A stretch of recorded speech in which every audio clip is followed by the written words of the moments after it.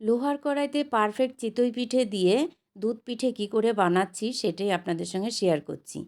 প্রথমেই কিন্তু সেদ্ধ চাল আতপ চাল একসঙ্গে ভিজিয়ে নিয়েছি, প্রায় 8-10 ঘন্টা ভিজিয়ে রেখেছিলাম। তারপরে একটা ব্লেন্ডারের বাটি করে ওটাকে ব্লেন্ড করে নিতে হবে। ব্লেন্ড করে নেওয়ার পরে আমি কিন্তু একটা বাটিতে ঢেলে নিলাম। ব্যাটারটা খুব বেশি পাতলাও হবে না, আবার ঘনও হবে না। সামান্য একটু লবণ দিয়ে দিলাম পরিমাণ মতো, দিয়ে ব্যাটারটা দেখুন কিভাবে তৈরি করে নিয়েছি।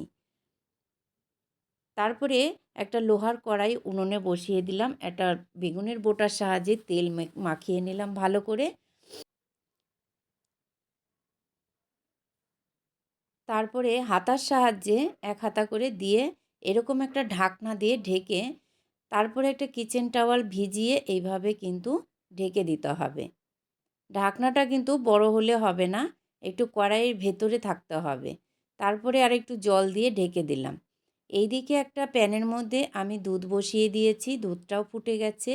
তারপরে একটু চিনি দিয়ে দিতে হবে প্রথমে, কারণ আমি গুড়টা দেব বলে, গুড় দিলে দুধটা যাতে কেটে না যায় সেই জন্য আগে একটু চিনি দিয়ে দিলাম। তারপরে যখন দুধটা ভালো করে ফুটে উঠবে ততক্ষণে কিন্তু পিঠেগুলোও তৈরি হয়ে গেছে। দেখুন কত সুন্দর একটা পিঠে তৈরি হয়েছে।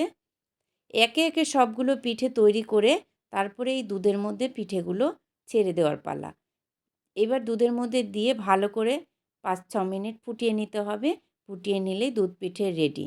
তো ভিডিওটা কেমন লাগলো প্লিজ একটু লাইক কমেন্ট করে দেবেন, শেয়ার করে দেবেন। পুরো ভিডিওটা দেখার জন্য অসংখ্য ধন্যবাদ। পরের আরেকটা ভিডিওতে দেখা হবে। সবাই ভালো থাকবেন, সুস্থ থাকবেন এবং সাবধানে থাকবেন।